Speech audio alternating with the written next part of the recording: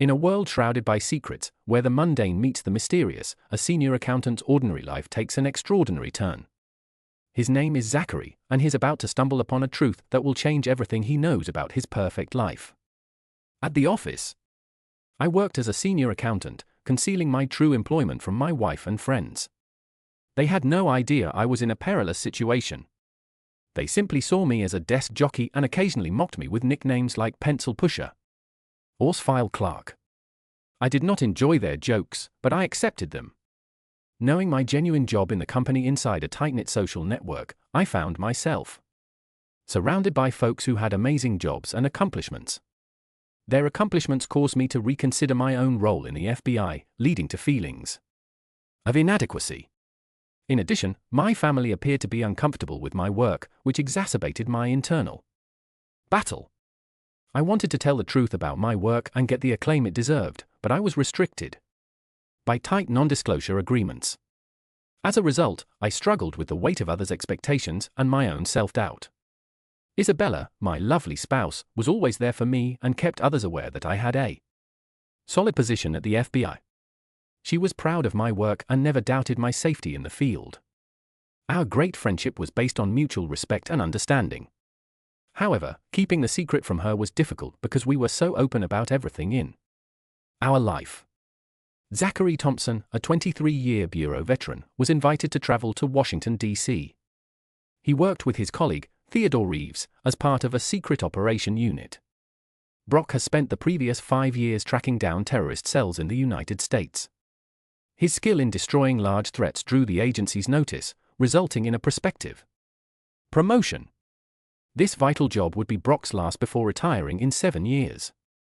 My employment was always a secret, and I had to be careful not to inform anyone about the risky task I did.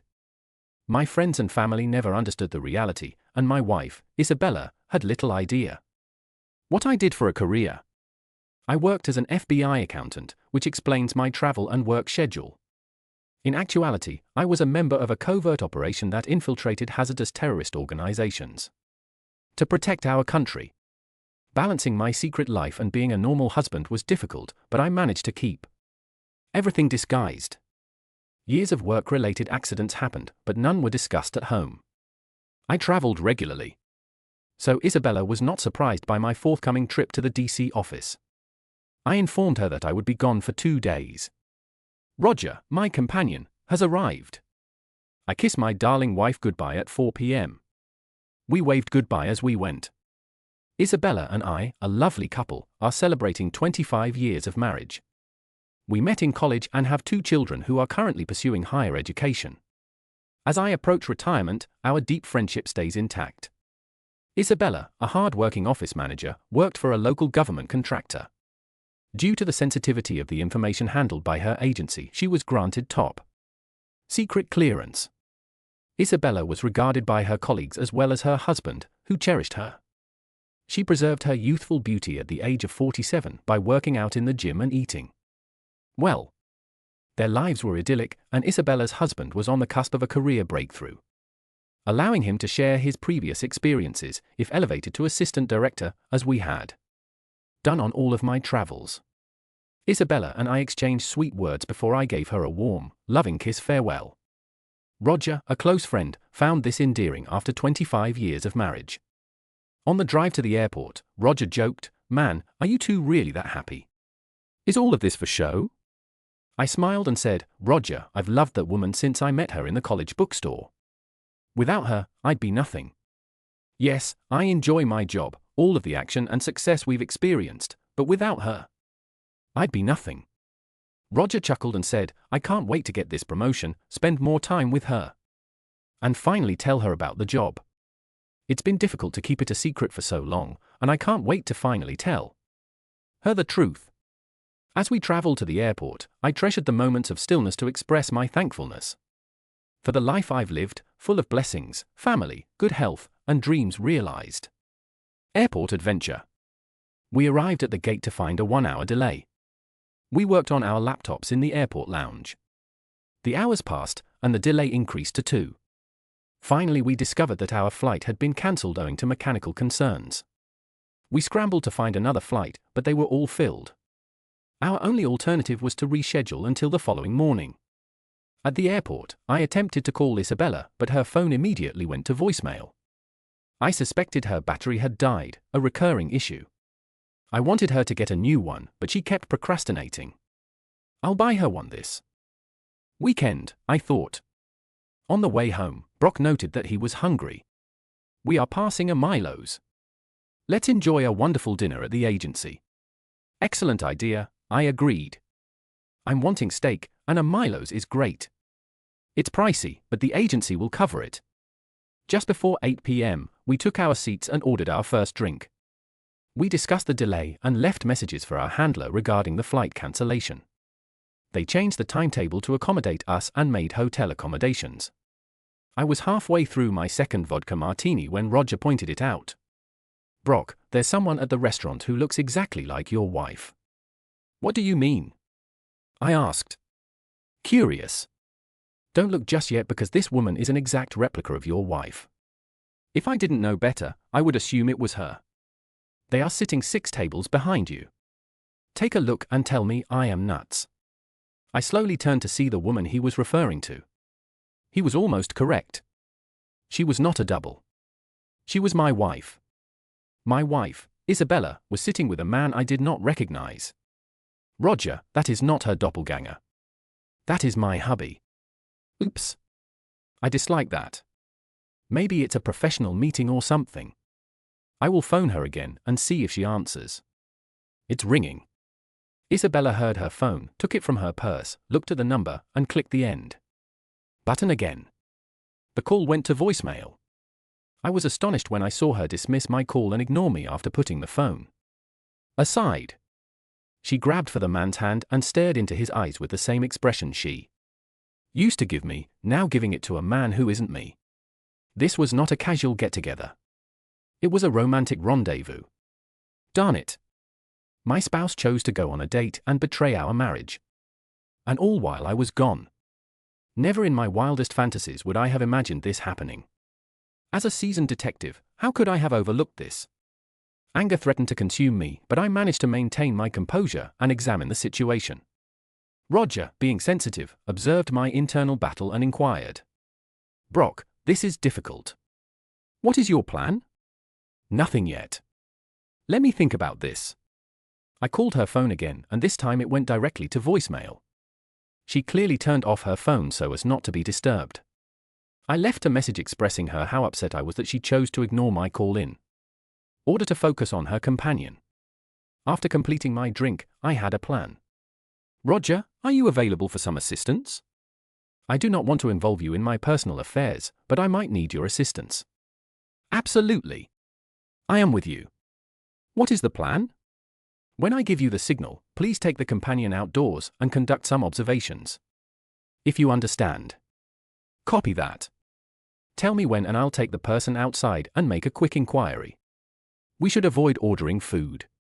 We won't be here long. Let's grab something on the way, after dealing with these two. After a few minutes, she got up. Brock, she is going to the restroom. Great. You remove him outside and I will sit in his place at the table. It should be an exciting moment when my wife returns. Brock, this scenario is incorrect and I apologize. It is not your fault. Now go handle it. Roger approached my wife's date, who was clearly shorter than him. Roger gave the man his FBI ID and urged him to leave the restaurant to avoid generating a scene. The man reluctantly consented and followed Roger outside. Roger, who stood 6 feet 3 inches tall and weighed 240 pounds, commanded respect from most people. Once outside, Roger began recording with his voice recorder and questioning the man who was pressed against their car. What is your name? He asked. Clark Williams, the man responded. Clark, do you know you are on a date with my partner's wife? She is also an agent and she is currently seated inside with Isabella. No, I had no idea she was with the FBI. I thought she was only an accountant. Clark expressed amazement. But did you know she was married? Yes, but she said her spouse was fine with her going out with me. Do you usually go on dates with married women? No. However, we've become excellent friends at work. Is she working for you? Yes. Are you married? Yes. Has your wife been notified of your date tonight? No, she can't find out. You see, it would devastate her and destroy me. I understand you made a mistake. Why should I worry about you or your family when you could potentially end my partner's marriage? Please do not tell my wife.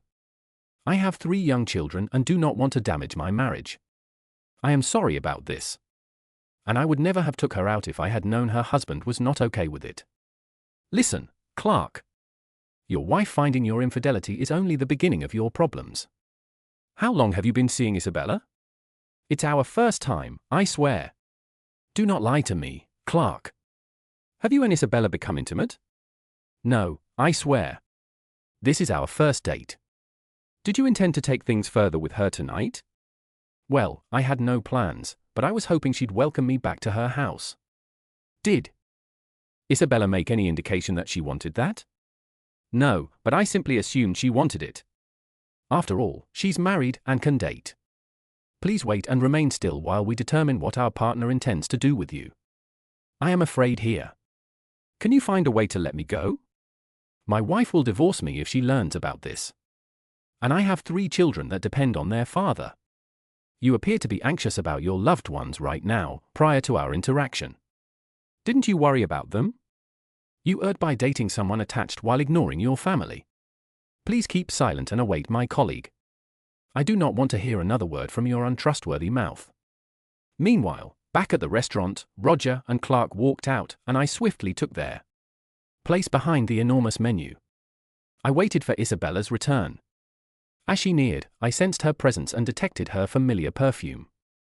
My heart wrenched, knowing that this would be a difficult moment in our 25-year marriage. I listened to Isabella's conversation with her date while recording on my phone. Who was now me? Sweetheart, I am back. Did you find anything excellent on the menu? Clark, please put down the menu. I want to see your lovely eyes. I raised the menu gently and questioned Darling with passionate eyes. Could you explain, Isabella? She looked at me in surprise as I took the seat opposite her. Her face contorted in astonishment. Then she let forth an odd, pained sound, like a wounded animal. Before I could respond, she collapsed back into her chair unconscious. The sight of my soon-to-be ex-wife laying there made me angry. A nurse from the neighboring table promptly approached Isabella, who had fainted. She took a napkin, soaked it in ice water, and placed it on Isabella's face. Isabella quickly regained consciousness. The nurse frowned at me as I conveyed my gratitude. I sat across from Isabella, my face stern and determined, as she trembled. Our eyes met, and she apologized through tears. Despite my stillness, my rage simmered. After a long pause, I finally spoke, my voice steady and firm. Why? Isabella cried as she gazed up at her husband. The restaurant patrons witnessed the sad incident develop. The manager approached with worry, but was comforted when presented the ID. The husband focused on his wife, encouraging her to tell the truth. He advised her not to lie, since he expected to hear the truth from Roger shortly. He demanded to know why she had betrayed him and how long the affair had been ongoing. Isabella's weeping filled the air as she fought to respond to his questions. Brock, he is not my boyfriend and I have never done this before. I just wanted to spend time with Clark. We are co-workers who have become excellent friends. Why didn't you just let me know you wanted out of our relationship? I cared for you and would not have stopped you. But you did the worst conceivable thing. You kept it a secret and went out with another person, which caused me grief and embarrassment. In front of my friend. Who knows about this? Brock, I do not want to end our relationship. I care about you. You do care about me, right? Truly. To think you would sit there and tell me that when I already know the truth. I can't believe you're on a date with another man, all suited up and ready for an evening of fun. You pretend to adore me. That's simply ludicrous. You are already aware of this. Our 25-year marriage has come to an end. And you've broken the heart of a fine man who adored you and desired to spend his life with you. Brock, I love you. And I do not want a divorce. Nothing occurred. You cannot end our marriage. I love you. I know you still have feelings for me, but I've made my decision. And it is not to be with you. I want to be with somebody else, and it is my choice. If only you had answered my calls. Perhaps things would have been different. But now it is too late. I'm leaving in the morning and don't know when I'll be back. I might even choose to stay in DC and leave you here. She appealed with tears in her eyes. Do not do this to me, Brock. Please do not do this to yourself. You're the one who got us to this point. Stay here, and I'll chat to your new partner and arrange for him to take you home. I do not want to hear from you, so please do not phone or text me. There is nothing left to talk. I rose up abruptly and stared at my beautiful wife, Isabella. You look great tonight, Isabella. But I wish you were attempting to impress me. As I said farewell, a flood of melancholy rushed over me. Afraid that this would be our final time together as husband and wife.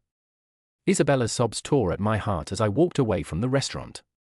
I met Roger and overheard his chat with his date. It just fueled my rage over our open marriage. Near the automobile, a man was visibly shivering, scared, and terrified. Hello, Brock, this is Clark, your wife's co-worker. He professes to be only a buddy, but she appears to be unsure about her sentiments. Please be understanding and give them room. Roger, please give them a moment. I made a firm declaration. Clark, it appears that you have a unique relationship with another man's wife. Do you really grasp the issue you're trying to present? Do I seem naive? I questioned.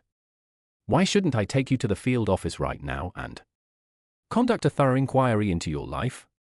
Clark instantly responded, I did not mean to cause any trouble. I recognize my mistake now and I sincerely apologize. I swear never to speak to her on a personal level again. Sir, you named your future ex-wife, yet you cannot divorce her. She adores you and frequently talks about you. I never expected her to go out with me, but I told her it was all my fault. Please forgive her. Would you forgive her? I do not think so. So what do I do with you? You ended your 25-year happy marriage. In addition to harming my marriage to Isabella, your actions will hurt my two children and they will be heartbroken. That truly bothers me. Do you really expect to walk away from this? Clark pleaded. There are tears in his eyes. Please give me a break. Clark, right now you are the least of my concerns. I'll deal with you later and you can be confident that I will know everything about you within 24 hours. Your future is in my hands. But right now, you need to take Isabella home. Go in and tell her we talked and I told you to take her home. Do whatever you want with her. She does not belong to me anymore. You have taken care of that. Get out of my face. Clark dashed into the restaurant as Roger and I drove away in silence. Breaking the silence, Roger explained. Brock, I cannot believe what has happened. I apologize. I'm not sure what else to say. I said there wasn't much to say. I thought I had the perfect marriage, but I guess I was mistaken. I genuinely loved her, and this has hit me hard for the first time. I do not know what to do. We stopped for fast food on our way to his house. I intended to spend the night there before leaving for the airport the following day. When we arrived, his wife, Sophia, noticed my expression and inquired what was wrong. Roger explained a cancelled flight and promised to provide more information. Sophia couldn't believe it when I told her the story after I had settled into the guest room. She had known me for over a decade and couldn't have imagined such a situation. She thought our marriage was perfect, as did everyone else. Isabella chose not to accompany Clark and instead took a taxi to their vacant home. Clark wisely confessed his actions to his wife, but no divorce occurred. Though his life would be difficult at times, his confession and lack of infidelity helped to keep their marriage together. Brock was aware of the ongoing investigation in Las Vegas, where he played a key role. He had infiltrated a cell and even recruited a member following a hit-and-run accident. However, the perpetrator would face minimal jail time. Now in Washington, he was preparing to forward the lead to the Nevada field office. His promotion would take him away from the field and the dangers he had encountered while serving on the task force for the previous 5 years. Brock's adrenaline level increased as his life became more chaotic. He informed the director that he wanted to stay on the task force and complete the final case. The director resisted. However, Brock insisted that the promotion could wait and that he needed to be a part of the takedown. He believed the agency owed him this single request. Brock discovered the terrorist cell and played a critical role in its success, so the director reluctantly agreed to keep him as the case's lead agent. The director then contacted Nathaniel Foster, who was scheduled to take over the operation. "James, this is Director Richardson. I need you to step aside because I have chosen Brock to lead this operation. He'll be leaving this afternoon, and I'd like you to help him understand the plan." James was clearly disappointed, but he agreed to follow the director's instructions. The director emphasized the value of teamwork and cooperation, ensuring that James fully supported Brock's mission. Director Richardson glared at Brock and Roger. "Do not question my decisions. You two are joining this mission. This is your last chance. Be back by Monday, Operation Takedown." As they walked to approach the Bureau's jet, Roger worriedly asked Brock, "Is this a good idea? You've been struggling recently." Brock sighed. "We have a job to complete. We will get it done. Roger, I need to do this. I'm full of energy and frustration, and I need to put them into this goal to clear my head and figure out my next step in my personal life." We met James at the airport and proceeded to the staging area for our operation. He was not delighted with me taking command, but he remained professional and supportive. "Everyone knows my reputation and respects me." After analyzing the plan, we decided to eliminate the terrorist cell. Just before morning, a group of black SUVs formed a covert line near an average house, rather of the normal formation. 6 people dressed in outdoor clothing approached the residence next door. Brock, the commander, elected to lead the team into the suspect's residence. Despite James' strong objections, Brock dismissed his team's objections in order to eliminate the threat and dismantle the extremist group.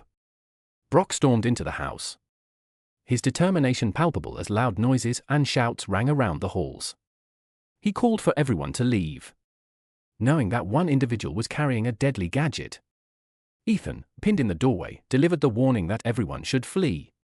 In a heated confrontation with a Middle Eastern man, as tension rose, Brock attempted to defuse the dangerous situation and prevent a disastrous explosion. Brock recognized the man before him as Kareem, a terrorist on the FBI's most wanted list. All of the agents were able to escape the residence, along with 4 terrorists who were apprehended. Now it was only Brock and Ahmed, locked in a stare down. Brock knew Ahmed was going to activate the trigger mechanism, but he attempted to persuade him otherwise. Just then a kitchen door flung open, showing a perplexed 5-year-old girl. "Ahmed, do not do that. Consider your daughter, allow her to leave the house, please." Ahmed was determined and pushed the button. Brock expected a blast, but there was none. Ahmed kept attempting to detonate the device, but it would not ignite. Brock seized the opportunity, aiming his .5 caliber pistol and firing 2 rounds at Ahmed's skull as he fell.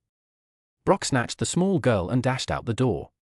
Brock was carrying the girl a short distance away from the house when the bomb burst, sending them both tumbling into the street.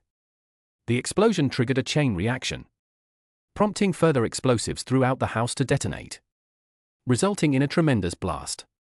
Brock lost consciousness in the chaos, despite being buried beneath the wreckage. The girl emerged uninjured, thanks to Brock's corpse. Brock's quick thinking saved the lives of 6 FBI agents, including his colleague and a little child. However, the force of the explosion hurled him over 20 feet onto the street, leaving him alive but critically injured, with extensive second-degree burns on his back where his clothes had been torn off. The strange countdown approached 0 and the house shook as hidden bombs detonated. Ahmed, a fervent believer, knew he could not be apprehended and questioned. As the home burned down, he had to destroy all evidence of their conspiracy against America. He gave the ultimate sacrifice for his cause. Meanwhile, Brock was severely burned in the explosion. Emergency responders took him to a prestigious military hospital with a world-class burn department, where physicians worked tirelessly to save him. Isabella couldn't help but feel a combination of fear and drive. The stakes were higher than ever, and she knew she had to find out the truth about the explosive incident at Walter Reed in Washington, D.C. She remained by his side for several days, despite the unsaid tension. She was treated like a devoted wife. She was curious about the accident and asked numerous questions. But Roger and others remained tight-lipped. After a week of silence, she begged the director for an explanation. "Director, I can't take it anymore. Please let me know what happened."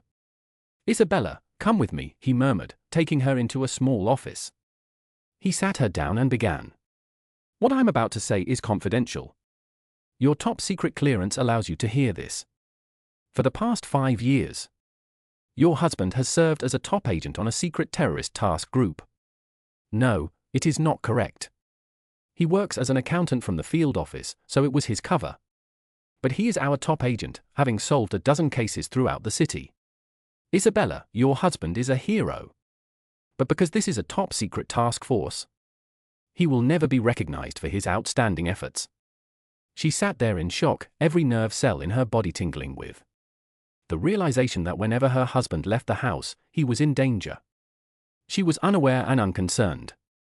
He was a hero not just for the city, but also for her. The director sat silently, giving her time to process what he said. Tears streamed down her cheeks as she processed everything.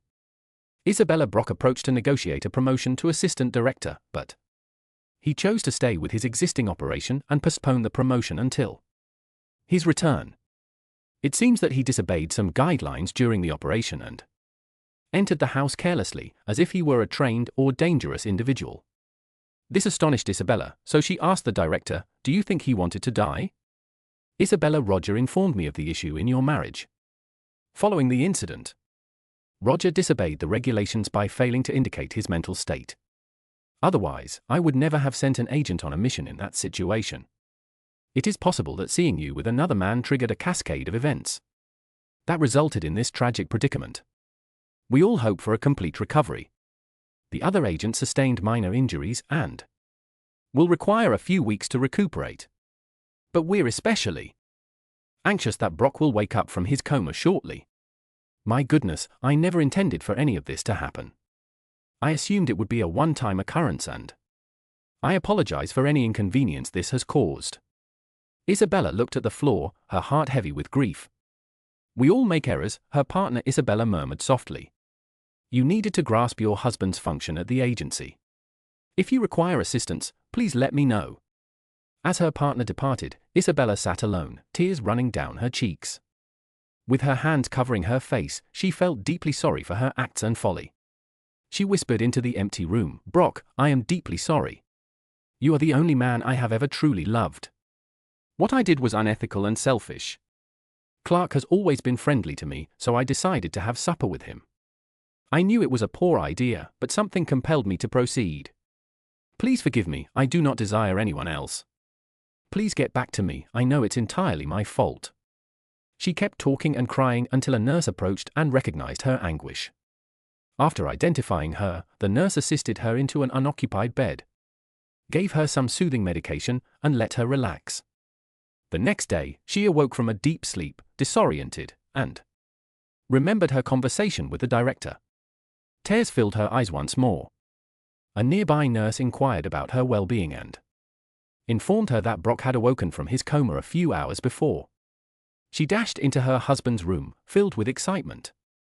Standing in the doorway, she overheard Roger speaking with the now awake. Brock, what is this all about? Why did you rush in like that? Were you trying to murder yourself?" Brock looked away, deep in thinking, "Wow, I never expected that. So you wanted to lead this mission to discover a way out? Brock, so many people care about you, and it would have been a difficult decision. I understand you're going through a difficult moment, but that is no reason to give up. Roger, you're a fantastic friend and partner, but you don't quite understand. I believe I've reached the end of my rope. My life seems worthless without Isabella, and she no longer wants me in her life. Call me a coward or anything you want, but the truth is that I do not want to live without her." Her heart ached as she listened to the words, and with a trembling lower lip, she stepped past Roger and collapsed on her husband's shoulder. He seemed surprised as the scene unfolded. Roger believed it was better to let them have their moment. "Baby, I miss you," she whispered. Her eyes flooded with tears. "I love you, and I do not want you to leave me." Please forgive me, your stupid wife, and return to me, she pleaded. She was aware of the accident and his behavior, and she requested him never to do anything like that again. His secret had been heavy, and she admired his strength. You are a great man, and you are mine. She emphasized her genuine emotion-filled voice. She hadn't had any experience in a long time. Brock remained immobile, taking in the embrace of the lady he had loved for years. Tears welled up as he felt the pain of her betrayal. I see he's weeping. She was overcome with guilt and want to undo her deeds on that terrible night. Isabella pleaded, do not cry, my love. I am here and I will not leave you. I genuinely love you and will stay together forever. I made an error and I need your forgiveness. Please tell me that you still love me. Brock sat in a sea of confused emotions. She was the one woman he ever cherished. Nonetheless, she was directing her passion toward another man. He struggled to understand the reasoning, but chose to accept her apology. For the time being, he endeavored to alleviate his heartache. After a long, quiet period, he managed to gather his thoughts and addressed Isabella for the first time since that fatal evening. Isabella, seeing you with another man made me heartbroken. I assumed you felt the same way about me, but I now see I was mistaken.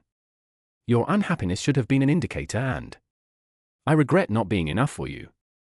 Losing you made life seem futile, but I made it through a dangerous operation. It appears that the good Lord still has a purpose for me. Isabella looked at the letter with bewilderment. The words appeared to dance across the paper, each more terrible than the last.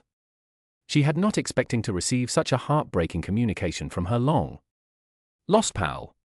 She reread the letter. She couldn't help but feel an increased feeling of obligation. She realized she needed to help her friend, even if it meant confronting her own issues. Isabella was determined to find her friend and bring them back from the verge of despair. She faced hardships and roadblocks along the way, but her perseverance remained unwavering until she reunited with her companion. Isabella was struck by the hollowness in their eyes. She knew she needed to do something quickly. They began to unravel the complex web of falsehoods and pain that had consumed her friend's life. With Isabella's constant support, they gradually started to piece together the facts and heal past scars. As the days passed into weeks, Isabella's friends began to find comfort in the warmth of her relationship. They started laughing again, and the gloom that had previously overwhelmed them began to fade. Finally, Isabella's love and understanding helped her friend achieve the tranquility he was looking for. And as they stood hand in hand, they realized they had risen from the darkness stronger than before. No, Brock, don't become upset. I care about you, and you are significant to me, I promise. I made an error, but that doesn't change my feelings for you. I've never wanted anyone else. You must trust me. The instant you dropped the menu and I saw your face, I realized how much you meant to me. It was shocking, yet it helped me understand your feelings better. You need to believe me. There's never been anyone else for me. That time was meaningless. I swear that was just a temporary diversion. Isabella, I noticed how you gazed at him that night, how you grasped his hands. I noticed the warmth in your eyes. Then I noticed how you didn't respond to my messages and appeared to forget about me. You gave me the sense of being dishonest. I met with him as soon as I left town. How many times have you done this before? How many other pals do you have? Do you comprehend what I'm thinking right now? I guess I made a mistake trusting someone who may not be totally honest. My God. No, this has never happened before. You need to believe me. Why should I trust you? You lied to me and went out with someone else. How can I believe you were unhappy in our marriage yet did not tell me? It hurts, Isabella. You breached our vows and destroyed my trust. We need to talk about what happened. However, please give me some time to heal and process everything. I still love you, but I need to consider our future together. Isabella winced as she felt the weight of her husband's pain, recognizing it was caused by her own selfish decision. How could she persuade her husband that her feelings for Clark were non-existent, and that their one night out was merely an attempt to rekindle some excitement in her life without her children present? In his absence, she felt lonely and bored, yearning for a night out. A delicious supper, and maybe a short kiss or embrace, but nothing else. She never sought this outcome, but she accepted responsibility for her actions. Would her spouse ever forgive her? Could she win him back? Meanwhile, the nurses interfered to separate Isabella and Brock. They brought her back to her hospital bed, explaining that Brock needed some quiet time to recover and that her presence was causing him anxiety. Despite feeling adrift without him, she shed tears as she reflected about the talk she had with her hubby. She realized they needed to talk about their future. She questioned whether he could ever forgive her for her behavior, but she was desperate to repair their relationship.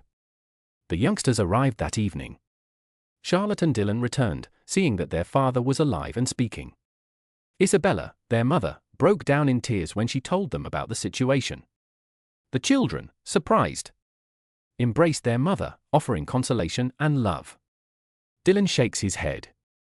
Wow, while we're away at school, it appears that our parents are having their own teen experiences. You're acting like kids, and it looks like we'll have to be the adults.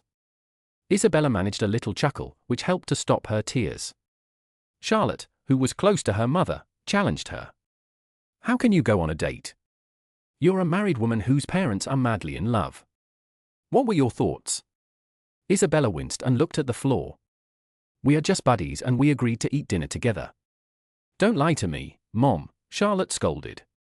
You do not go out like that. What were your thoughts? I've missed you all. And with Dad gone, I'm lonely. It was good that a younger man wanted to take me out, but I made a horrible decision. You must trust me. Nothing occurred. Dylan spoke. Mom, I understand, Dad. And if he discovered you were with another man, it would be horrible. Tell me, Mom, how many times you have gone out with him? Only once. What about having lunch just the two of you?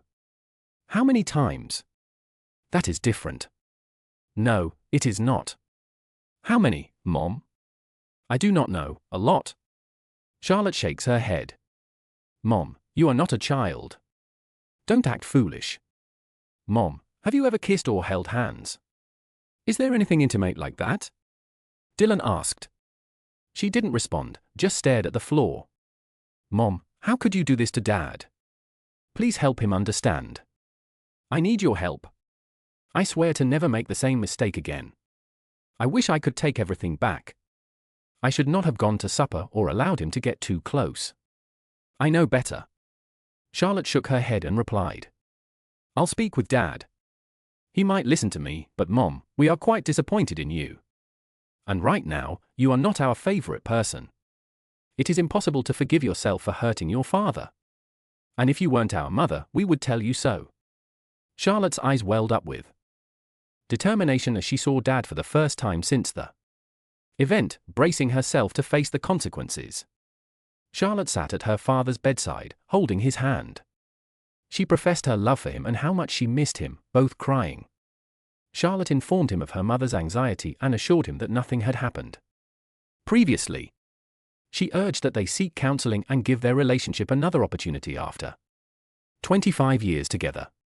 Mark enjoyed Charlotte's visit, but said that finding that his wife wanted someone else was difficult. He would take her advice, but made no promises.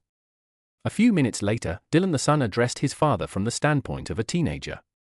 He added that his parents were never affectionate. Thus, his mother never mistreated his father. Dad, please understand and forgive Mom.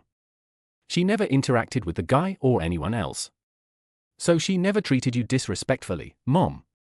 And you're meant to be together. And because nothing happened, you must forgive her?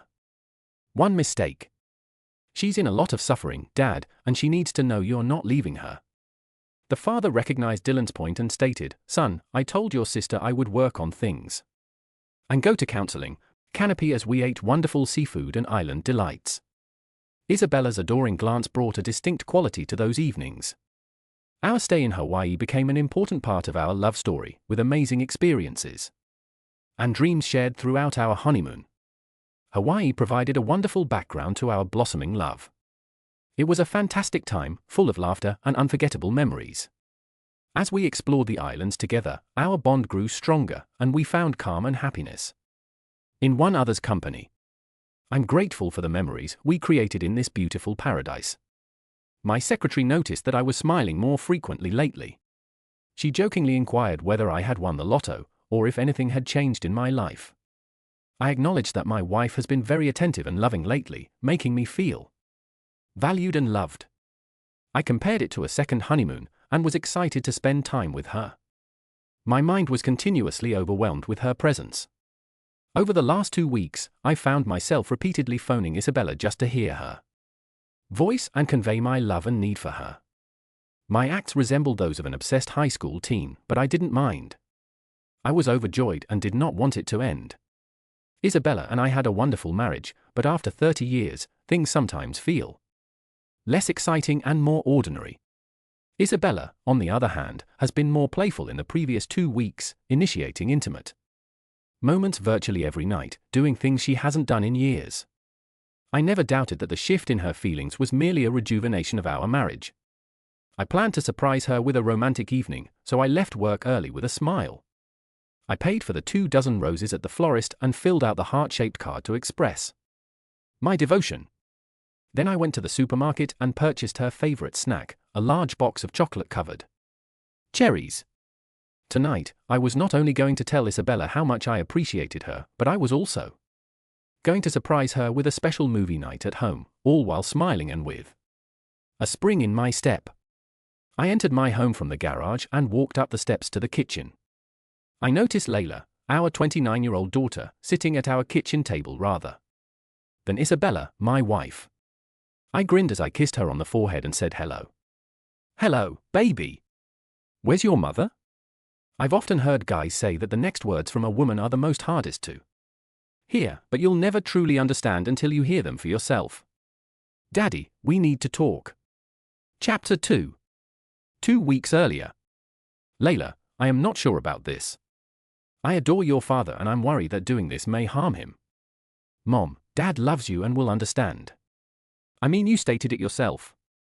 You need more than what you've been getting and Dad isn't getting any younger. I'm confident he'll understand your demands and allow you to have this one-time excitement. Layla, there is no way I can tell your father that I have a date with another man. I simply couldn't do that. Then allow me to handle it. Meet Sebastian at the restaurant at 7 p.m. Prepare to leave by 6 p.m. I'll be here when your father arrives and explain everything to him. You will have the experience you have been looking forward to. I understand. I agree to this date, but I have my concerns. It's not correct and I should not go. How can I face your father for the next 2 weeks knowing that I have accepted a date with another man? Why not try to express your affection for him through your behaviors during the next 2 weeks? When I explain the problem later, reassure him that he has nothing to worry about. He will understand. It's just about making new friends and having some light-hearted fun. Concentrate on connecting with him and having a significant influence. Remember that your father loves and supports you. He has demonstrated his love by providing for your needs, and that is how he communicates it. Believe that he will be understanding and accepting when the time comes. I suppose you're correct. Maybe you're not wrong either. It's just one night out and I'm not leaving your father for someone else. A chance to have fun after 30 years should not be a problem. Every night until my big date, I will do my best to show your father how wonderful he is and how much I care about him. When I return, I'll work extra hard to make him the happiest man on the planet. Mom, just make him feel loved and cherished. He's a fantastic person and he'll give you one unforgettable experience. I need to get home and start preparing Julian's dinner. Thank you, darling. Tell Julian I said hi. When do you two intend to give us grandchildren? Soon. We've been talking about it and we plan to start trying in a few months. Layla replied before departing for home. Isabella sat in the art studio behind their house, working on her most recent creation. She had been experiencing a creative block with her mind consumed by the prospect of being with another man. Then she remembered Layla's instruction and her brushes took on new life, creating a vivid and emotive image on canvas. She continued to create, confident in her decision and relying on her husband's understanding. She sat alone, considering her actions. Zachary Thompson may be upset at first, but I know I can make him understand. I genuinely care for that man and he's been an excellent husband and father. I will do my best to be the finest wife and express my love for him. Love. Zachary Thompson begins the first night of my plan to lavish him with affection. I dressed in a modest yet gorgeous clothing after showering, straightening my hair and applying makeup. When Zachary Thompson entered the house, I welcomed him warmly and escorted him to the bedroom. I slowly undressed him, displaying my love and respect for him as I buckled his belt and pulled down his trousers. I startled him with a long-anticipated gesture I hadn't made in years. I eagerly gave him a favor, loving the moment as he placed his load in my mouth. His smile warmed my heart, and I pondered why I hadn't done this for him before. He hugged me, his eyes gleaming as he asked Isabella, "What is the occasion?" "I've never been welcomed home like this before." I responded with a smile. "I just wanted to let you know how amazing you are and how much I care about you." "Did you like it?" How did he respond? "I loved it. And it has been so long. I forgot how much I missed it." I felt happy and drew him to the bed, where we enjoyed a passionate kiss before embracing. Our bond became stronger. We eventually found ourselves in one another's arms, experiencing a special moment that made us both feel fulfilled. Over the next 2 weeks our relationship became stronger and we found ourselves enjoying each other's company more than ever. Laughter, love and happiness flooded our home and we both felt a stronger feeling of connection. I discussed my thoughts with Layla. I realized that perhaps the date night with Sebastian was unnecessary. After all, our relationship had achieved new heights and we were both satisfied with where we were. "Mom, it is amazing, but don't give up yet. Let's see what happens in the next 2 weeks. Simply enjoy each other and allow things to unfold naturally. There's no reason to make any decisions just yet. Imagine how you feel after 2 weeks and you can always cancel at the last minute. I'm sure Sebastian understands, but it's important to realize that this moment may not come again." "All right. You're probably correct. Could you please tell me more about Sebastian? I know he's my friend's father, but tell me more about his situation." "He discovered his wife, Sophia, had an inoperable brain tumor, so he took a leave of absence from work to spend every moment with her before she died. Sophia was the love of his life, and when she died, he became a recluse, avoiding family and friends. Her passing left a hole in his heart. He has been depressed and quiet for the past 3 years. When his family urged that he begin dating again, he claimed he didn't know how to be with anyone other than his wife, Sophia. As the sun fell, a mother sat down with her adult kid to share a moment of vulnerability. "You know, I've been feeling lonely lately," she admitted. "Dad and I have been together for a long time, and while I love him dearly, our lives have gotten somewhat stagnant." Her youngster listened closely, sensing the situation all too well. They said, "I think I have an idea. I met a fantastic dude recently. He's friendly and interesting, and I believe you two will get along well." The mother's eyes opened with curiosity. "Really? What do you have in mind?" "So I was thinking maybe you two could go on a casual date. Just a nice evening together, no strings attached. It could be a refreshing change of pace and add some excitement back into your life." The mother paused, then nodded in accord. "That sounds good. I'd enjoy that." The child continued, smiling warmly. "I will set everything up. Just remember, this is a one-time event and you will never have to leave. Dad, I only want you to be happy." The mother smiled back, her eyes full of gratitude. "Thank you, sweetie. Mr. Connor, I can't wait to see what happens. I promise that when I introduce you to my mother, she will be overjoyed. She's little older than you, but that won't be an issue. Please do not be concerned about my father. He wants to see my mother happy, and she needs it as much as you do. You two can help each other and become good friends. I will handle everything and set it up. If she agrees, I will provide you her phone number, and you can then schedule a nice evening together." Mr. Connor advised they spend time together, recognizing their shared need for companionship. The objective was to have a fun evening, with no explicit information. The friend's phone number was supplied, and it was stated that he is gorgeous and young. They hoped to discover happiness and companionship in each other's company. The following day, Sebastian and Isabella had a pleasant phone discussion. He asked her to be his partner for the evening when he complimented her on the photo and called her gorgeous. The novelty of the circumstance, along with his teasing remarks, made her feel excited. This caused an exciting sensation as she listened to his deep voice and gently caressed her leg while conversing with him. She consented to the dinner date and stated that she preferred to meet at the restaurant. He offered to pick her up, but she insisted on meeting there. As the date night approached, they exchanged amusing texts every day, becoming more provocative with each message. Isabella's texts on date night were far from those of a faithful wife.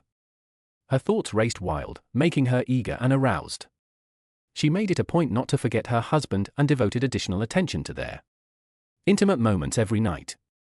Zachary Thompson maintained a steady grin while Isabella strolled around with heightened anticipation and a strong need for closeness. This sudden exhilaration was beyond her wildest fantasies. Chapter 3. Daddy, we need to chat. I cherished my daughter, feeling she was the most beautiful girl in the world and pleased of her development into a magnificent woman. I sometimes regret not spending more time with her when she was younger. However, I worked hard to provide a great life for her and my husband, always making an effort to be present for them. Seeing her made me grin, yet I was perplexed. Honey, what are you doing here? And where's your mother?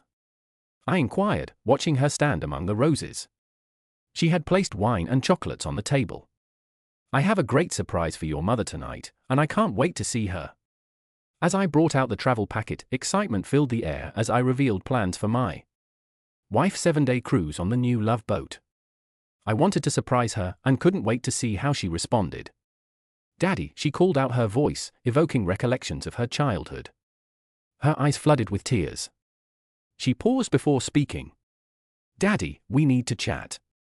Concern rushed across my face and I wondered what was wrong. Mom is all right, she told me, brushing away tears. Let's sit down and speak. I sat down and stared into her teary eyes as she hesitated to speak. Dad, you understand how much Mom loves our connection. And she indicated that things have been going well between you two recently. I agree. I also love her. That is why I want to convey my emotions. I could tell by her emotions that the news she was going to convey would be disappointing. I'm so sorry, Dad, but Mom is out on a date right now. My thoughts raced as I attempted to make sense of the situation. Her tears came more freely as I grasped the truth. Layla, what do you mean? Where is Mom? I demanded, raising my voice and making her shrink back in terror. Mom has a work event tonight and won't return home until tomorrow. She requested me to let you know it's only for one night and she'll be back shortly. I glanced at my daughter in bewilderment. Layla, how could you do this? Your mother should not have been involved in something like this. I need to speak to her, not you. Layla glanced at me with a serious gaze. Dad, you know Mom and I have always been quite close. We share everything with one another. Mom informed me about the problems in your relationship and how she felt rejected.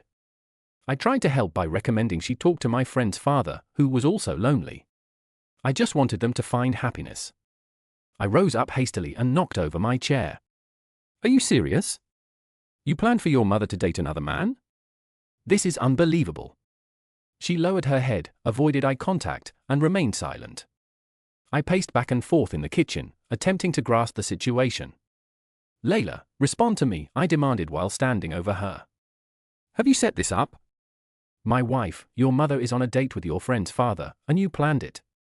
Her voice quivered as she responded. I apologize, Daddy. I did it out of love for my mother and a friend's father, but saying it like that sounds awful. Frustration bubbled inside me. Love for your mother and your friend's father. How about your affection for me? Where is she now?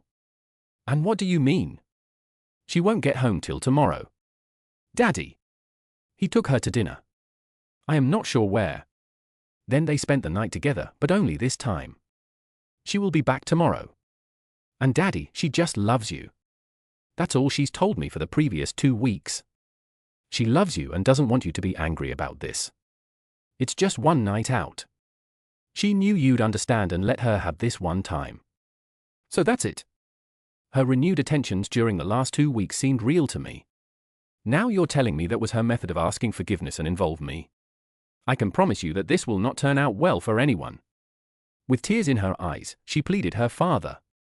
Daddy, she would never fake her love or give you any grief. On the contrary, she always demonstrated how much she cared. Daddy, please let her spend one night with you. You know she adores you and cannot picture life without you. She mentioned looking forward to your retirement and bonding with your grandchildren. Julian and I want to start a family, and we need both of you. She paused to take a big breath. Isn't that merely a specific case? Her willingness to accept a date with someone other than me cemented the deal. Who is this guy? My friend is Sophia's father. He's an excellent person, and you will like him. Daddy, I believe you two have a lot in common, absolutely. We could become wonderful buddies. So do you believe I could be friends with a man who would intentionally date a married woman? My wife? Maybe we can become hiking pals, and I'll let him explore your mother's garden on weekends. Is that what you two have planned for me? Layla sunk into her chair, realizing that her plan had a major drawback. She had never seen me so agitated or spoken to her like that. As I marched around the room, she cowered in fear of my frustration. I recovered control of my emotions, turned to my kid, and spoke sternly. She never wanted to hear that voice again. My hurt and pain were obvious, making her feel small and guilty about her role in all of this. Layla, please listen carefully. I need time to comprehend what happened tonight. Please leave my place for now. I will contact you when I am ready to discuss. I'm asking that you respect my decision and give me space. I care about you, but I need some time to ponder. Please go. Layla, visibly concerned, answered to Dad, I just want to be here for you. We did not intend to hurt you. Please do not push me away. I want to help and be there for you. Layla, the way you've been treating me lately makes me wonder if you ever genuinely loved or cared for me as your father. You appear to be following in your mother's footsteps. Over the years, I've worked tirelessly to provide a pleasant life for you and your mother. And this is how I am compensated. It appears that neither of you has ever treated me with respect. Through her tears, she begged, Dad, I love you. Please do not mention that. Just give Mom this and let her explain everything tomorrow. You've had a lovely 30 years together, and I know you adore her. Please give her this one thing. She is not going to leave you, Dad. She loves you. She can have whatever she wants, but she will never have me again. This is beyond my ability for forgiving. There will be consequences for everyone involved, even the lonely man who snatched my wife. A married woman. Now leave. You have displayed your true colors. You still have your mother. Nothing will change for you. You were destined for each other. As I already stated, Layla, in my heart you are no longer my daughter. Now just leave me alone. Tears run down her face. She hurriedly left the house, feeling an ache she'd never felt before. She never anticipated her father's reaction if she pushed him too far for the first time. She recognized that her efforts to assist her mother may have gone too far. She knew her father cared profoundly about both of them and hoped he would someday forgive them. Zachary Thompson walked in after Layla had departed. He instantly dialed Isabella's number, but it went straight to voicemail. He left several messages encouraging her to call him back and return home. After a few glasses, still no answer. He wrote many texts with the same plea, but received no response. At 2 a.m. I saw she hadn't arrived home and had ignored my calls. Exhausted from wallowing in self-pity, I turned on the television, which showed more sad news. My life had taken an unexpected, terrible turn. As we reached our 30th anniversary, I reminisced on the experiences we had created together, including our daughter's birth, several festivities, and the close bond we all had. Unfortunately, the link was severed by betrayal before it occurred. Isabella and I lived a pleasant, intimate life with frequent expressions of affection and connection. Although it had become normal, we never complained and always treasured the times that followed. We drifted off to sleep in one another's embrace. Our daily interactions were filled with love and warmth, and our communication was consistently pleasant. As I looked out the window, I observed the art studio I had created for Isabella, her refuge for producing stunning paintings and sculptures. Over the last 2 decades, she'd received countless prizes for her work, which were proudly exhibited in the room to highlight her achievements. The studio became a showcase for her talent as well as a haven for her I knew it was high on her list of priorities, but I accepted my status as the third most important item in her life. As long as she was happy, I was satisfied. But the talk with Layla had me reeling. Isabella's need to spend time with another man surprised me and left me feeling confused. Emotions of hard labor for the family blinded me to my wife's discontent. It was humiliating to share our difficulties with Layla without first discussing them with me. I'm becoming enraged. I thought about my life, home, and future. Before we married, I had inherited my grandfather's home and property, which were in my name. There was no mortgage on the property, which made me think in an emotional state. As I glanced out the window at Isabella's studio, I began to think of ways to hurt her in the same manner that she had injured me that night. A horrible notion entered my head. Perhaps it was the alcohol, the sting of betrayal, or the humiliation in front of my daughter. But I felt a sudden surge of energy and fresh vitality. I rushed from the couch, turning my anguish into action. I made multiple visits to our bedroom to gather a variety of her belongings, including shoes, gowns, shirts, underwear, jewelry, and more, which filled the studio floor and created a lively display in her refuge, the art studio. I spent an hour gathering photo albums from around the home, including our treasured wedding photos, and stacking them into a growing mound. I then recalled some vacuum-sealed goods from the attic. I discovered her wedding dress, baby clothes, and other emotional items, adding them to the mound, which was now 4 feet high. It's incredible how much a single person can accumulate over time. I carefully removed each of her artworks from the wall, adding them to a growing collection. The mound was loaded with drawings, crafts, and precious items. It was 5 a.m. I felt restless. I promised myself that I wouldn't take action until 6 a.m., giving her time to return home or answer to my messages.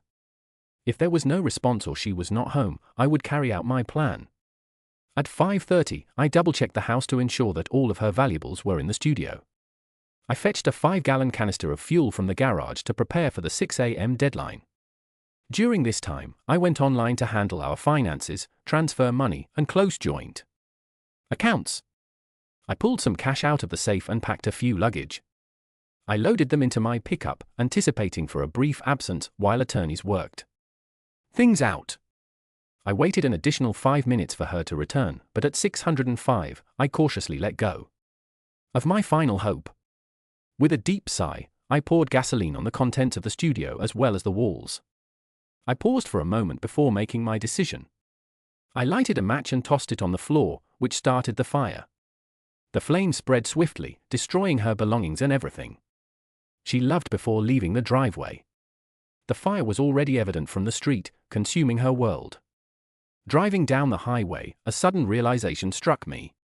My emotional state has intensified. Sadness enveloped me and tears streamed.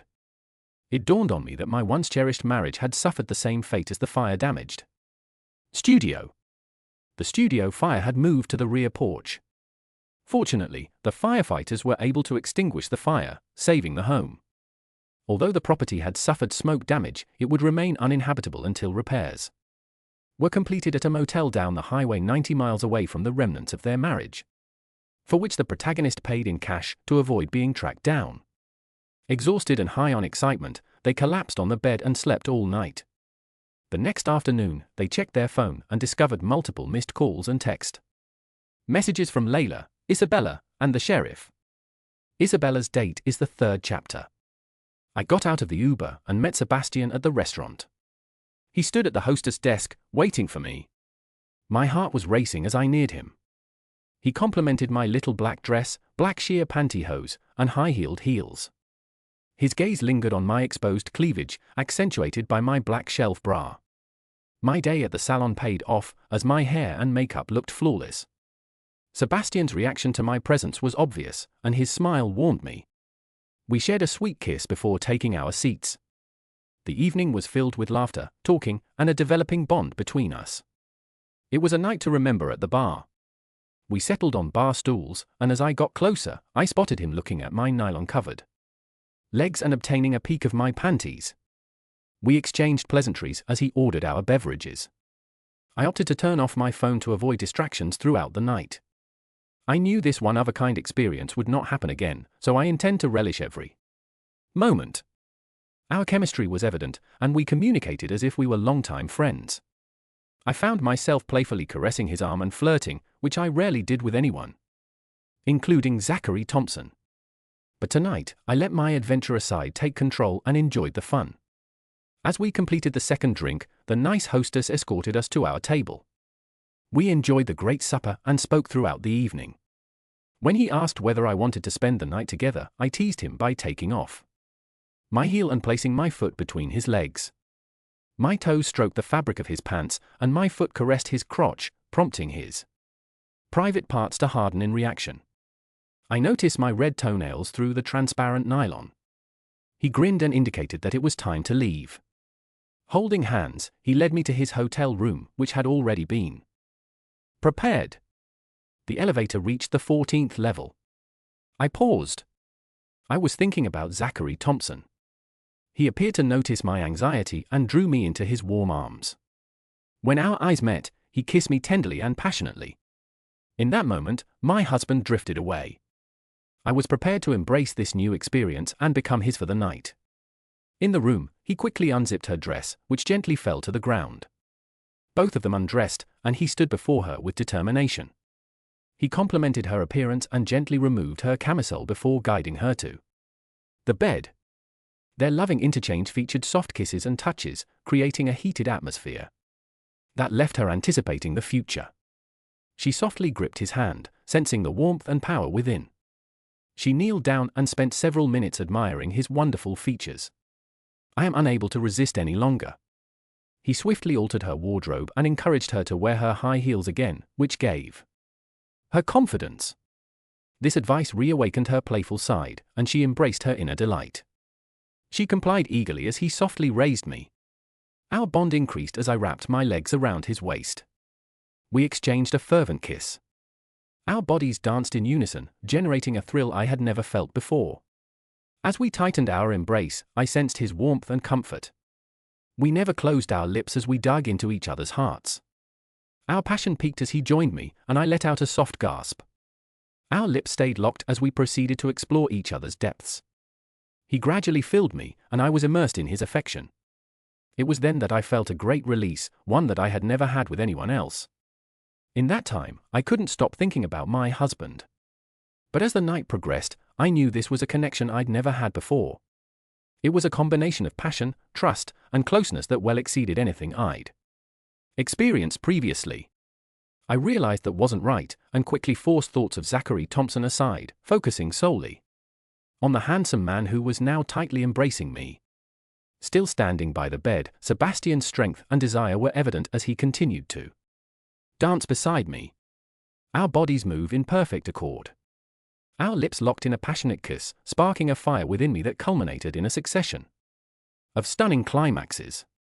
Sebastian's kissing abilities were unparalleled, leaving me in wonder as we proceeded to immerse ourselves in the moment. I couldn't help but feel compelled to share this with Zachary Thompson.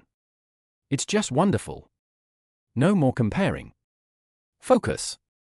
Then, as if knowing my thoughts, Sebastian tightened his grip and met my gaze.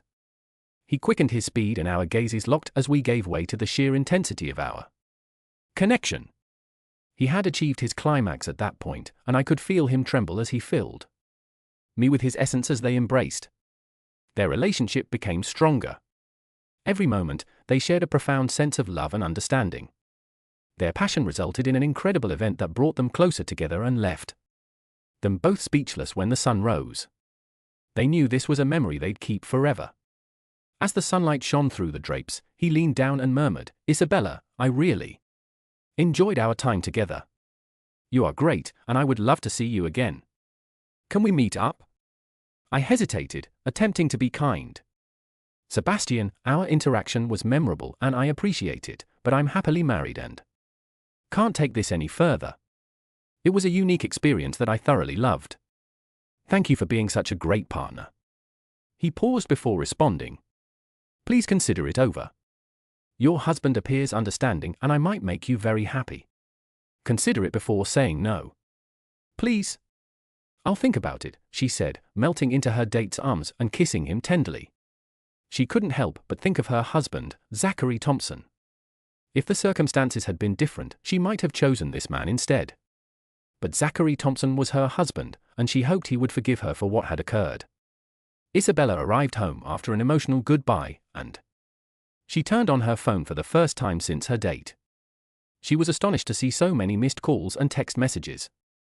Seeing Zachary Thompson's message made her feel guilty. She recognized that her actions had caused him anguish. Her phone rang while she was reading more texts. Sebastian drove her to her neighborhood, and she answered the phone. "Mother, where are you?" "Hi, I will be home soon." "Mom, there was a fire in our house. We tried contacting you all day, but perhaps your phone was on fire." "Where is Dad?" "That is the problem, Mom. He's gone. Nobody knows where he is, and he isn't answering the phone. I have an awful feeling about this, Mother. I'll call you back when I get there." As Sebastian rounded the corner onto my street, I noticed fire trucks and police cars in front of our house. There was no evident damage. I asked the firefighters what had happened. "Are you the homeowner?" One of the disguised neighbors observed me with the unknown attractive man. "My date?" "Yes, I'm Isabella Spencer." "Mrs. Spencer, we were able to salvage your house. However, the back porch was damaged. Unfortunately, you cannot stay here until the smoke damage has been repaired. The modest cottage behind your property also sustained considerable damage." "It's a total loss," Sebastian stated as he helped me sit on the curb. "How about my studio?" I asked, feeling weak. "I apologize, Mrs. Spencer, it's gone, just ashes. We will investigate the cause of the fire. But first, the police investigator needs to ask you a few things." I quickly rose and hurried to the back of the area, evading Sergeant Wilson's questions. He ultimately came up with me as I witnessed the destruction of my most prized possession. I immediately concluded that Zachary Thompson had done this in retribution for my conduct. "Mrs. Spencer, do you know what occurred here?" Sergeant Wilson inquired. "No, I was gone last night and I have no idea." "Are you her husband?" he inquired, turning his attention to Sebastian. "No, just a pal." I flashed when the sergeant gave me a questioning glance and questioned about my husband's location. When he asked where I had been the night before, I admitted that I had no idea. I shyly admitted that I was with Sebastian at the downtown Hilton. The sergeant's and his subordinates' emotions helped me understand the gravity of my situation. I acknowledged to spending the night with a man other than my spouse, who was now absent. The detective investigated further. "Mrs. Spencer, are you and your hubby experiencing problems? Do you remember where he was last night?" I insisted. "We're a happy pair, but my comment seemed ludicrous after my earlier confession." "Has he contacted you?" I shake my head. "He's not returning his phone calls. He gave me his card." "Give him my phone number when you talk to him." I was trembling from wrath and dread, anger at losing my safe haven and the years of effort I had put into it. It's all gone forever. Fear of what Zachary Thompson's rage may lead to and how it might affect our marriage. I needed to speak with him urgently. I called Layla. "Layla, do you know where your dad is?" "No, I haven't spoken with him since last night." "Why didn't you stay with him as planned?" "Mom, Dad kicked me out and declared I was no longer his daughter." I felt a shudder run down my spine when I heard those words, Zachary Thompson.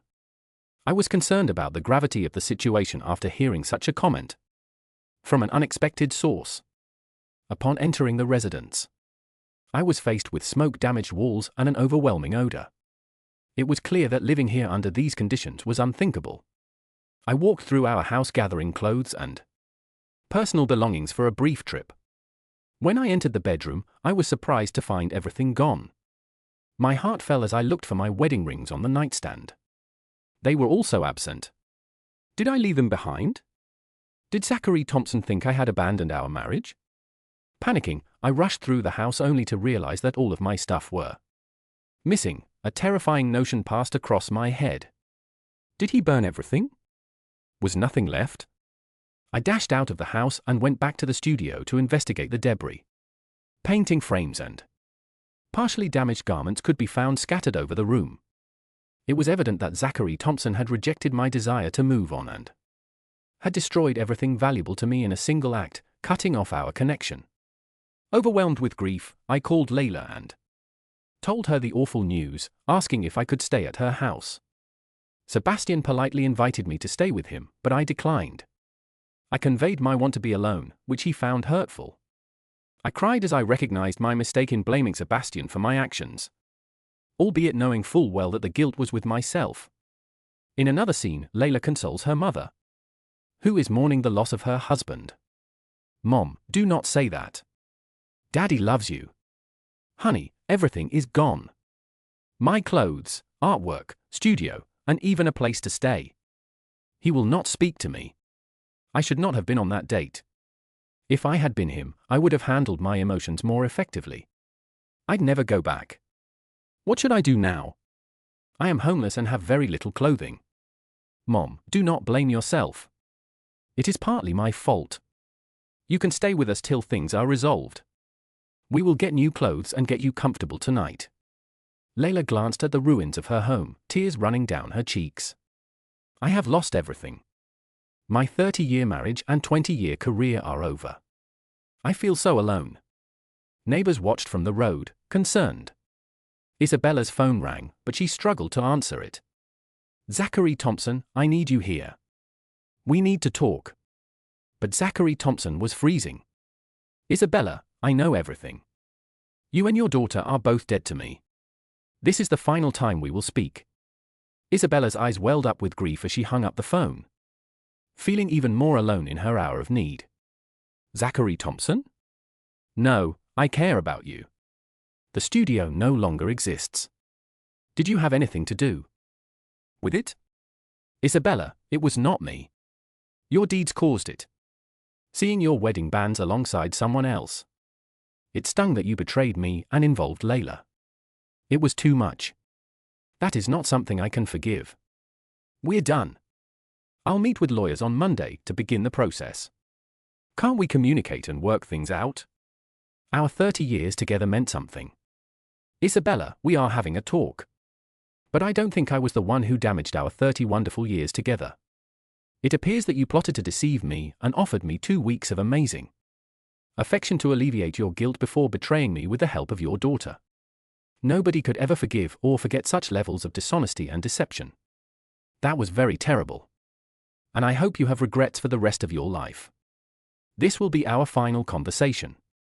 You can contact my attorney using the information on the divorce papers. Goodbye, Isabella. Zachary Thompson, please wait. Zachary Thompson, Zachary Thompson, where are you? Zachary Thompson. Zachary Thompson went along with the world I loved and cherished. Layla arrived just as I was hanging up the phone with Zachary Thompson, who had disconnected. We embraced, both crying over our loss, recognizing we couldn't stay in my damaged home while firefighters and police investigated. We agreed to straighten things out and headed to Layla's house. When Layla arrived, she updated Julian on the situation. Her description of events caught him off guard. As she went on, Julian discovered that his wife had scheduled the appointment with her friend's father. Shock and loathing poured over him, and his rage escalated. "Layla, you planned a gathering for your mother with another person. How could you do it when you knew your father would be upset? What kind of person lets their spouse spend time with someone else? Will you do the same when we become older? Will you let someone else take your position in our family? Your father was a beautiful person who really cared about you and your mother. What did you do, Layla? You have caused a nice man's pain and put him in a difficult situation. I cannot express how disappointed I am with you." She decided to contact him and apologize for the misunderstanding. Once this was handled, they would talk about their future together. Having children was put on hold until she better grasped his beliefs. He made it obvious that he did not share and would not accept betrayal. She was taken aback by his rage and didn't understand her mother's condition. It was only one date after 30 years. What was the big deal? Later, she realized that the big matter was the dissolution of her parents' marriage, the end of her father and mother's joyful lives. They would soon confront the consequences of her conduct. Chapter 4: Zachary Thompson's Return. After a week, I returned to my home to assess the damage. I chose not to submit an insurance claim because I did not want to raise my Financial burden. During my conversation with the attorney, I explained that the house was not part of the village. I offered Isabella half of our savings, but she wouldn't get alimony if she fought the claim.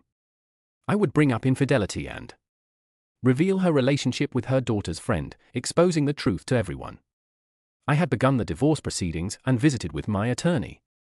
I inquired about a criminal defense attorney for the arson.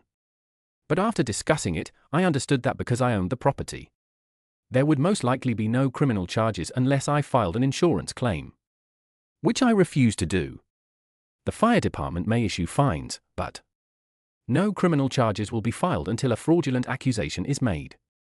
As I examined the damage and considered the necessary repairs to make the property habitable, I heard the front door open. My neighbor, who was acquainted with Layla, called her when she saw me coming home. Layla promptly arrived to visit me. Layla dashed into the home, shouting out, "Daddy, Dad, where are you?" I did not answer, instead concentrating on the carnage around me. When I peeked out the window and saw the ruins of Isabella's beloved area, a faint smile arose.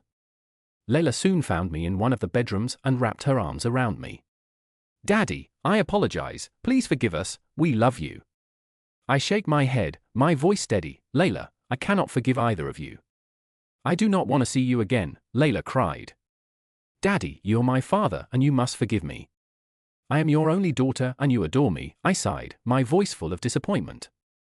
"Layla, you are not my daughter anymore. You have crushed my heart and betrayed me. Please leave me alone, Daddy. Mom might use your help right now. She's staying with us and appears really distressed. She wants to apologize for something and is crying profusely. Unfortunately, I do not think that is doable. Mom left on a date and did not return. She ended our marriage. She even left her wedding band on the table. It's over and I will not speak to her again. You can contact her through my attorney. I'll have a new phone number soon, but for now, please stay with your mother. Do you think you'll give up 30 years of a happy marriage? No, I am not. Your mother squandered away those 30 years the moment she took off her rings and went out with her buddy. You and your mother have shattered my 30 years of happiness. I will never forgive or forget. Now I leave my residence for the second time." Layla cried when she left her childhood home. Hearing her father say she is no longer his daughter was shattering and painful. Years of therapy would not remove the pain from his remarks. Isabella crumbled the next day when she received the divorce papers and knew her marriage was finished as a result of her infidelity. She attempted to resist it, get treatment, and talk to Zachary Thompson, but he refused to speak with her or Layla again. Julian was able to reach Zachary Thompson and expressed his dissatisfaction and irritation with the girl's actions. He indicated that he was reconsidering starting a family due of Layla's uncertain devotion and complicity in what happened to Zachary Thompson. Julian couldn't imagine living with a woman who thought like that, and they were now undergoing couples counseling in the hopes of saving their own marriage. Isabella wanted to return to her family house once it had been renovated. However, the divorce settlement claimed that Zachary Thompson owned the house and it was not included. As a result, she needed to obtain her own living space. In court, the judge granted Zachary Thompson half of their savings and $3,000 in monthly alimony for 10 years, which he had no intention of paying. Isabella, who had not worked for 30 years, needed to find work and support herself. She soon left her daughter's apartment and moved into a small downtown studio. To supplement her income, she worked as a sales agent at a local art gallery. Isabella's artistic world changed tremendously. She could no longer fully immerse herself in her artistic haven. Zachary Thompson had established a studio. As her life became more hectic, she no longer had time to appreciate her work or the peaceful lake view through the wide windows Zachary Thompson had built. Her leisure time faded, leaving only weak vestiges of her former life. The loss of pleasures and happiness in her once strong marriage was the result of one catastrophic mistake, an exciting encounter with another man. The anguish and regret she felt were indescribable, and she realized there were no words to heal the schism between her and her husband, Zachary Thompson. When Layla heard her father's displeasure, her heart sank. The animosity between her parents worsened, and Her own marriage had difficulty in obtaining aid. She went to therapy to conquer her grief. Months passed as the house underwent repairs. Zachary Thompson complied with the court's orders, paid the settlement, and sold the property without warning. Isabella paid a visit one day, knocking on the door of a young couple to apologize and restore their relationship. "Can we help you?" the woman inquired gently. "I'm looking for Zachary Thompson Spencer. Do you know if he is here?" "The wonderful guy who assisted us in purchasing this house." He indicated that he was moving away to start over. He was very friendly and helpful. "Are you Isabella?" "Yes, I am. He left an envelope for you asking us to deliver it to you if you made a visit. Thank you, and enjoy living in this lovely home." Isabella drove away with a mix of despair and regret, knowing she'd never see Zachary Thompson again, and the love she had let slip away in her lonely apartment. She sat on her bed, her hands quivering as she opened the letter. Inside, she discovered a note. "Dear Isabella, it all began 30 years ago. Our lives together were full with love and happiness. I cherish the moments we made together, but I wish I could have been a better partner for you. If I'd known you needed more, I'd have done anything to make you happy. However, because you decided to end our marriage on your own terms, we shall part ways separately. Before the betrayal, I thought our friendship was stronger than ever. Those 2 weeks were the happiest we had been in years. When Layla told me the truth about your acts, it broke my heart. That night, I had prepared a surprise for you. Roses, chocolate, and wine were all part of the magical evening I had planned. I was thrilled to enjoy the Love Boat cruise with you, but then I learned the truth. Your adoration was a deception, and your real purpose was to be with another man. You ruined me and our marriage, giving me no choice but to leave town. I started a new life in a different nation, far from you and our baby. I will not be looking for you or speaking with you again. That chapter of my life is over, and I'm ready to start anew without you. The heartache and disappointment you both inflicted have been difficult for me to overcome. I can't live in this beautiful home without my beloved spouse and our darling daughter, who are no longer in my life. I see no use in sticking here. I hope your special occasion was worth our marriage and my commitment. I believe that you and our daughter will value the memories you make together. I wish you a happy life, and please remember our shared experiences gratefully. As I have already stated, my new chapter has begun without any of you." She believed she had no more tears, but reading the letter made her cry all night. Curled up, the passionate night with Sebastian seemed to be a distant memory, replaced by regret and grief. At 52, she feared a dismal future without Zachary Thompson. She had given up her affluent lifestyle for a single moment of pleasure. Sebastian had a surprise late-night visit from a stranger. Zachary Thompson moved to Ecuador that night. Zachary Thompson claimed to be Isabella's spouse, the woman Sebastian had been with. Sebastian tried to clarify his side of the event, saying he believed Isabella was free to be with him. However, Zachary Thompson refused to hear. The talk came to a halt abruptly as Zachary Thompson brandished a metal rod in his palm, leaving a visible indentation on Sebastian's cheek.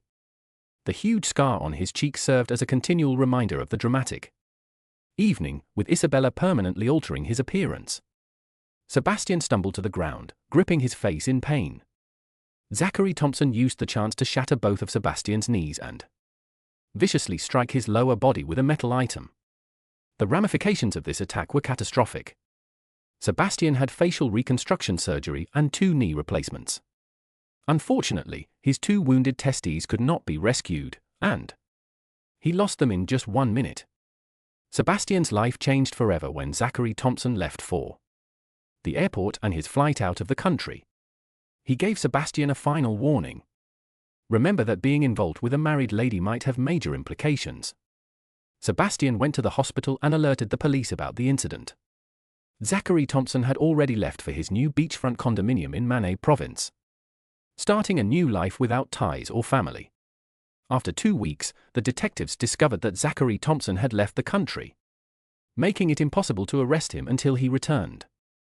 Even if they found him, Ecuador would refuse to extradite him on assault charges. Sebastian underwent 2 tough weeks in the hospital and several months in physical rehabilitation. As he learned to walk with his new knees, the 25 stitches on his face served as a terrible reminder of that disastrous night with a married woman. Uncertain about his future, he questioned if he could still have a sex life after losing both testes.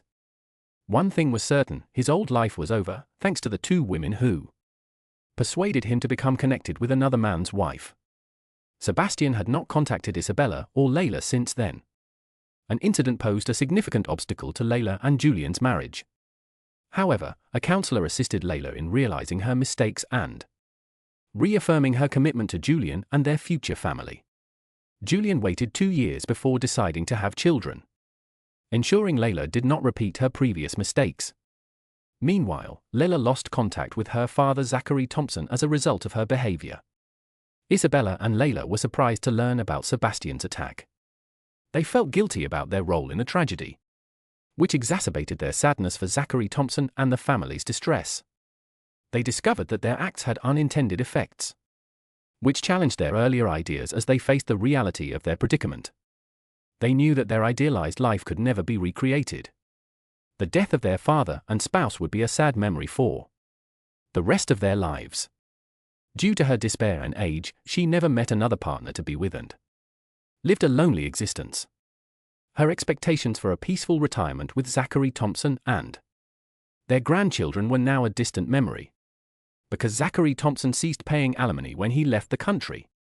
Her money would run out quickly, and she would have to continue working to make ends meet. With more than $750,000 in US cash, crying herself to sleep became a common occurrence. Following the purchase of a new condo, life in Ecuador appeared promising. The next 30 years were expected to be filled with comfort and quiet. The young, gorgeous women in the region admired the generous American, and he liked their companionship. 6 months after a rough night, he found himself on Puerto Lopez Beach, enjoying a refreshing beer and gazing at the ocean. He experienced realizations, divorces. Okay, breaking up is fine, being alone is fine. It is not okay to stay somewhere when you are not loved and appreciated. That was not going to happen again. Thank you for listening to today's stories. If you enjoyed listening, please like and subscribe if you haven't already. Also, write a comment below with your thoughts on what transpired.